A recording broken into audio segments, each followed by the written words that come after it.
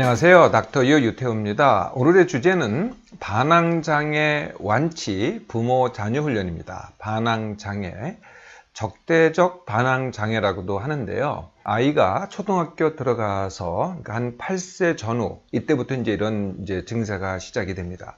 크게 세 가지 증세인데요. 첫 번째는 말 그대로 반항이 되겠죠. 두 번째는 남 비난입니다. 남에 대해서 비난을 하고요. 세 번째가 화와 짜증. 이 크게 세 가지 증세인데요. 반항을 한다. 부모, 어른, 그리고 선생님. 이렇게 윗사람한테 반항을 하는 거죠. 그래서 이 반항하는 태도를 갖거나 반항하는 행동을 하고요. 말싸움을 합니다. 그리고 어떤 제안을 하거나 또는 요구를 하거나 지시를 하잖아요. 그러면은 완강하게 이거를 갖다가 거절하는 거죠.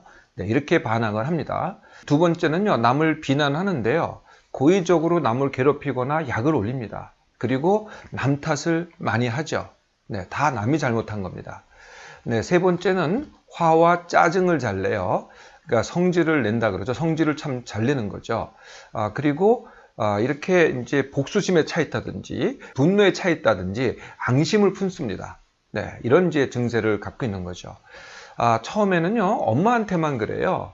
그러다가 부모한테 그러고 조금 더 나아가면 밖에 나가서 다른 어른들한테 그러고 그다음에 선생님한테 그러죠. 그래도요, 자신하고 생각이 맞는 또래하고는 잘 지내요. 그리고 처음 보는 어른들하고도 잘 지내기도 하죠. 그런데 이게 계속 반복이 되잖아요. 계속 반복이 되면 결국은 어떻게 되겠어요? 결국 어떻게 되냐면은 자존감이 저하됩니다. 또 우울해합니다. 그리고 관계가 점점 어려워지겠죠.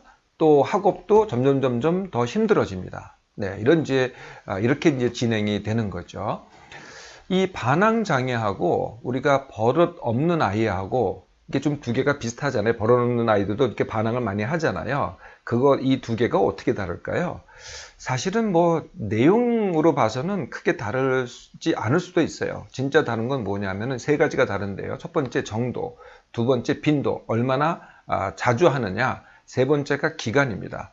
그래서 기간이 6개월을 넘는다. 그러면 버릇 없는 아이가 아닙니다. 6개월이 넘는다 그러면은 이거는 반항 장애로 봐야 되는 거죠. 자, 그러면은 이 반항 장애의 원인은 과연 뭘까요? 물론 타고난 원인이 있기는 합니다. 그걸 기질적인 원인이라 그러죠. 얘가 성품이 그렇다든지 기질이 그렇다든지 그런 게 있을 수는 있습니다. 그런데 가장 큰 원인은요, 아이의 입장에서 아이와 부모 또는 어른들 간의 상호작용입니다. 그 중에서 가장 큰 것이 지나친 돌봄이라는 거거든요. 엄마의 지나친 돌봄이죠. 엄마 입장에서는 잘 돌보는 거죠. 아직 어리니까 내가 뭔가를 해줘야 되니까 이렇게 잘 돌보는데요. 아이의 입장에서는 그게 점점 처음에는 그게 그럴 수밖에 없죠. 처음엔 당연히 좋다가 아이의 입장에서는 그게 점점 감시가 되고 지시가 되고 요구가 됩니다. 그래도 이게 괜찮다가 아이가 정체성, 즉 정체성을 갖다가 자꾸 생각하게 되거든요. 내가 이건 왜 해야 되나 이런 걸 자꾸 생각하는 시기가 조금씩 옵니다. 그게 8살 전후로 시작이 되거든요. 그럴 때 이전까지는 어떻게 됐어요? 엄마는 미리 생각을 해서 내 아이가 이런 걸 하면 좋겠다라고 제안을 하죠. 그리고 제시를 합니다.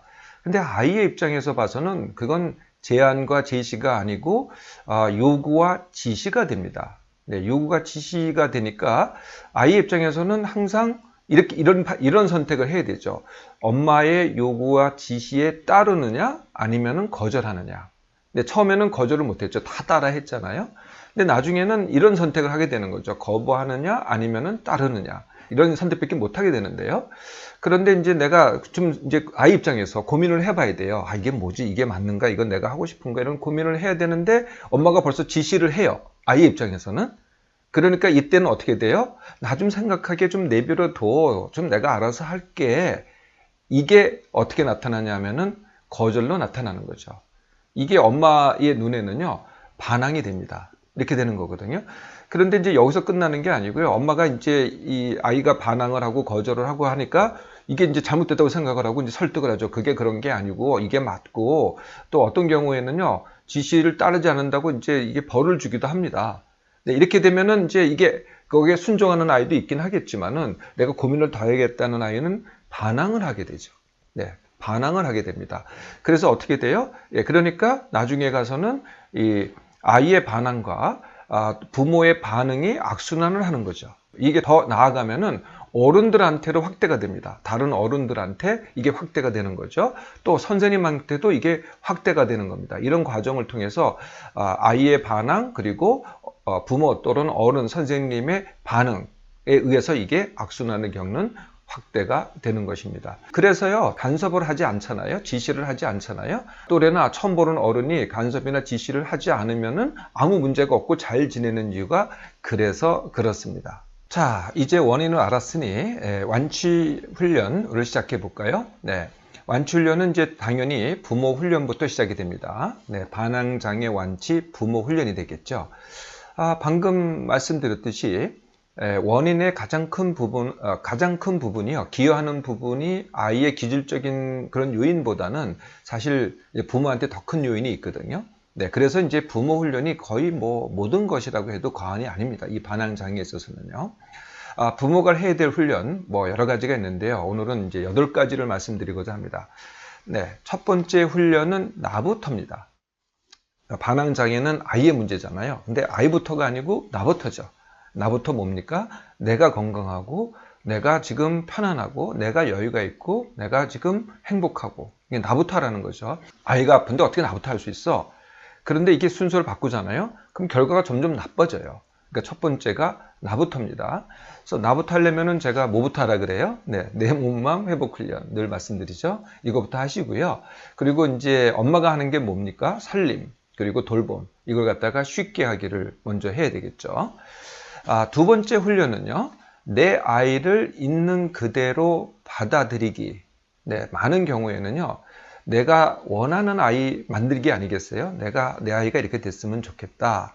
아니면은 또 내 아이의 어떤 면이 내 아이의 어떤 면을 내가 싫어하기가 있어요. 그게 뭐냐면은 내가 혹시라도 남편의 어떤 면을 싫어하잖아요. 근데 그 면을 갖다가 내가 내 아이가 닮았다 그래요. 그러면 내 아이 싫어하기가 되죠. 또는 내 시가에 뭐 어떤 분을 갖다가 내가 싫어해요. 어떤 면을 싫어해요. 그런데 내 아이가 그것을 비슷하게 해요. 그러면 또 내 아이의 그 부분이 싫어지는 거거든요. 내 아이 있는 그대로 받아들이기에는요, 내 아이가 나 같지 않다. 우리가 이제 내 뱃속에서 나왔는데 나랑 같다. 이렇게 이제 많은 엄마들이 생각을 해요.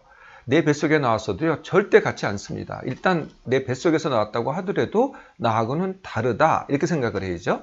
네, 이렇게 받아들이는 겁니다. 또 어떻게 내 뱃속에서 한 뱃속에서 나왔는데 두 아이가 이렇게 다르냐? 네, 당연히 다릅니다. 네, 첫째 다르고 둘째 다른 거거든요. 당연히 다른 애로 받아들이기를 해야 되겠죠. 세 번째가 왜보다 그래서 어떻게입니다. 네, 내 아이가 왜 이렇게 됐지? 내가 과거에 뭘 잘못했나? 뭐 애가 태어날 때 뭘 잘못했나? 그때 뭐 산소 부족이었나? 이게 이제 왜라는 질문이잖아요. 네, 이 왜라는 질문을 하면은요. 이게 이유를 찾는다고 하더라도 현재를 그대로 그래서 그렇구나. 그럴 수밖에 없어. 라고 해서 현재를 고착화하게 됩니다. 그래서 왜라는 질문보다는요. 그래서 어떻게라고 질문해 보세요.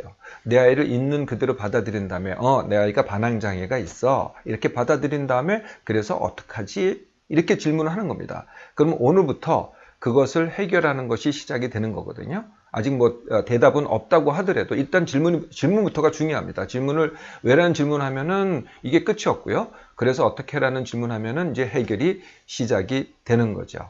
네 번째가 병이라 하지 않기입니다. 반항 장애 그러면은 이제 제가 이미 병명이라고 말씀드렸잖아요. 이건 제가 사실은 이제 부모를 위해서 만든 병명이고요. 아이가 오면은요, 절대로 저는 병명으로 얘기를 하지 않습니다. 이 병으로 생각하면은요, 어떻게 되냐면은, 네, 이게 아이한테만 문제가 있다, 이렇게 되는 거죠. 아이가 뭐 뇌가 잘못됐다든지, 아이가 뭐 과거에 무슨 일을 겪어서 그렇게 됐다든지, 하여튼 아이한테 문제가 있다, 이렇게 되는 거죠. 예, 그렇게 되면은, 이제는 아이한테 병이 있으니까 엄마의 책임은 이제 벗어나는 겁니다. 이건 엄마가 어떻게 해결할 수 있는 문제가 아니고 부모가 어떻게 할 수 있는 문제가 아니라 이거는 뭐 의사가 어떻게 해야 되거나 아니면은 다른 치료자가 어떻게 해야 되겠죠. 검사를 해서 병의 원인을 밝히고 진단을 하고 뭐 약을 주든지 해서 이렇게 이제 이 문제를 해결하는 권한이 나한테서 의료진으로 위임이 되는 거죠. 네. 이렇게 되면은요, 어떻게 되냐면은, 이제 아이한테는 병의 낙인화가 됩니다. 나 병이 있어. 이렇게 되는 거죠. 네, 부모한테도 이제 책임 전가가 되는 거고요. 아이한테는 이제 낙인화가 돼서 낙인화가 되면은 이게 고착화. 나는 병 때문에 그래. 라고 오히려 이제 내가 하는 행동을 갖다가 정당화하게 된다는 거죠. 다섯 번째는요, 문제 최소 반응입니다. 문제는 아이의 반항 또는 뭐, 화와 짜증, 그리고 뭐 남탓 이런 거 아니겠어요? 네, 이것을 이제 가르치려고 합니다. 그건 그게 아니고 이런 거야. 뭐 설득을 하든지 가르치든지 아니면은 토론을 하든지 그리고 잘못을 인정하게 하든지 정 안 되면 이제 체벌을 하죠. 벌을 주든지 아니면은 뭐 이제 또 거꾸로 이렇게 상을 주든지 이거는 이제 사실은 최대 반응입니다. 그게 문제라는 것을 인식을 하고 거기서 시작되는 거거든요. 네, 그렇게 하지 말고요. 문제에 대해서는 반응을 하지 말라는 겁니다. 최소로. 네, 그래서 그냥 얘가 자꾸 이렇게 반응적인 행동을 해요. 그러면은 내가 문제시하는 게 아니라요. 그냥 내버려 두는 겁니다. 그렇구나. 끝. 네, 더 이상 반응하지 않는 겁니다. 이게 이제 다섯 번째 훈련이고요. 그러면은 어느 경우에는 반응을 해야 되느냐? 네, 그 반대로 변화가 있을 때는 최대 반응을 하는 겁니다. 조금이라도 지금 현재의 문제는 그대로 놔두고요. 태도나 행동이나 뭐 제안에 거부하는 거나 다 그대로 놔두고요. 그거를 그렇게 하지 않았을 때, 행동으로 했을 때, 아니면 말이라도 그렇게 했을 때, 아니면은 태도라도 좀 다르게 했을 때는 조그만 변화라고 하더라도 크게 반응을 하는 거죠. 네가 그렇게 했네. 네가 그렇게 했네. 이렇게. 마치요. 깐난 아기가 뭐 예를 들면은 앉기만 해도 우리가 그냥 박장대소하고 잘했다 그러지 않아요? 네, 이 똑같은 방법입니다. 변화에는 최대로 반응을 하라는 거죠. 네, 일곱 번째는요. 요구가 있잖아요. 아이가 뭘 해달라 거꾸로 내가 요구를 하는데 내 아이가 거부하는 거고요. 반항은요. 거꾸로 아이가 요구를 하잖아요. 나한테 뭘 해달라든지 뭘 사달라든지 이렇게 요구를 하잖아요. 그러면은 일관되게 둘 중에 하나를 하는 겁니다. yes, no. 네. 예, 많은 경우에는 내가 yes, no를 하지 않고요. 그거는 그렇게 하지 마라고 거꾸로 내가 요구를 합니다. 그렇게 하는 게 아니고 이렇게 해. 이거는 요구가 되죠. 거꾸로 내가 요구를 하잖아요. 그럼 또 이게 또 반박이 들어옵니다. 이게 안 끝나거든요. 그래서 그렇게 하지 마시고요. 내가 일관되게 yes, no를 하시라는 겁니다. 요구에 대해서는. 자, 마지막이 이제 여덟 번째인데요. 이거는 제가 늘 말씀드리는 교육의 방법입니다. 교육의 방법은 뭐냐면은 교육 기회를 제공하는 것. 이거는 이제 아이는 할 수가 없죠. 내 아이는 할 수가 없는데 이건 부모만이 할 수 있는 겁니다. 부모가 여러 가지 교육 기회를 갖다가 제공을 합니다. 그런데 한 번에요. 하나만 제공하는 게 아니라 하나를 제공을 해서 이런 게 있는데 할래? 안 해도 돼. 이거는 이제 아이의 입장에서는 이거는 하라는 얘기거든요. 네, 그래서 하나만 주지 말고요. 꼭 2개 이상을 제공을 하고요. 2개 이상 있을 때 마지막 번째, 세 번째는 안 해도 돼. 이게 반드시 들어가야 됩니다. 그리고 또 중요한 거는요. 엄마가 미리 나는 얘가 이걸 했으면 좋겠는데, 뭐 2개라고 한다면 A, B 중에서 A를 했으면 좋겠는데, 또는 B를 했으면 좋겠는데, 둘 중에 아무거나 했으면 좋겠는데, 이런 마음을 갖지 말라는 거죠. 이 3개가 다 엄마 자신한테는 다 해도 괜찮다라고 받아들이고서 제안을 주라는 거죠. 그러면은 애가 뭐 선택을 안 하고 아무것도 안 해요. 그러면 이제 말하자면 아무것도 안 해도 돼. C를 선택을 한 거죠. 그래도 그걸 기다려 주라는 겁니다. 그래서 결국은 선택을 했어요. 그런데 그게 혹시 잘못된 선택일 수도 있어요. 그러면 이제 시행착오를 겪겠죠. 그 다음에 그 결과도 내 아이가 그런 선택을 해서 그런 결과를 얻었으면 그 결과도 아이가 다 보게 하고 책임지게 하라는 거죠. 뭐 다는 책임 못 지더라도 어떤 결과를 초래한지를 다 겪게 만들라는 거죠. 이 전체가 뭐겠어요? 이게 경험이 되는 거죠. 이것을 반복하게 하는 게 이제 바로 교육이 되는 거죠. 자, 여기까지만 하셔도요. 네, 아이가 달라지지 않겠습니까? 그래도 부족하면은 반항장애 완치 이제 자녀가 하는 훈련이 있습니다. 그걸 이제 자녀 훈련이라고 하는 거죠. 아이도 뭐 어른과 마찬가지로요. 가장 먼저 해야 될 훈련이 당연히 내 몸맘 회복 훈련입니다. 그래서 같은 시간에 일어나기. 같은 시간에 잠자기가 아닙니다. 이거는 이제 정말 바꾸셔야 돼요. 앞으로는 꼭 일찍 자라, 시간 맞춰 자라, 이거 하지 마시고요. 항상 하나만 강조하세요. 같은 시간에 일어나라. 그리고 같은 시간에 밥 먹어라. 요것만 강조하시면 됩니다. 이게 이제 첫 번째 자녀가 해야 될 훈련이고요. 두 번째는 나하고 다른 받아들이기입니다. 네, 이제 우리가 이제 학교 가고 뭐 선생님하고 얘기 듣고 이런 과정에서 타인이 나하고 다르다는 거를 갖다 점점 인식하게 되거든요. 그거를 이제 강조를 하는 거죠. 나하고 다름, 누구도 나하고 같지 않다를 갖다가 내가 받아들이는 연습을 하잖아요, 자녀가. 그러면은 희한하게도 이게 다름에서 시작하면은 이게 같음이 보입니다. 근데 같음에서 시작하면 나하고 다 같다 그러면은 점점 나하고 다른 것만 눈에 띄거든요. 그럼 자꾸 실망을 하는 거죠. 이게 이제 두 번째 훈련이 되겠고요. 세 번째가 원하는 것에 집중하기, 그리고 쉽게 하기입니다. 내가 원하는 것이 뭐 놀기라든지 운동이라든지 뭐 그게 공부일 수도 있고 독서일 수도 있고 그런 걸 하잖아요. 그러면은 딴 거 하지 말고 그거를 하라는 거예요. 원하는 것에 집중하기. 그리고 마지막으로 네 번째가 반항. 내가 지금 하는 행동이 반항이잖아요. 그런 반항 겪어보기. 부모님들은 이제 아까 말씀드렸듯이 그래서 그냥 그거를 갖다가 이제 반응을 하지 않습니다. 그냥 최소화하죠. 그런데요, 밖에 나가서 반항을 해보세요. 뭐 선생님한테 반항을 하든지 어른한테 반응하잖아요. 그러면 이제 반드시 어떠한 반응이 있죠. 그거를 이제 스스로 겪게 만드는 겁니다. 스스로 겪어보는 거거든요.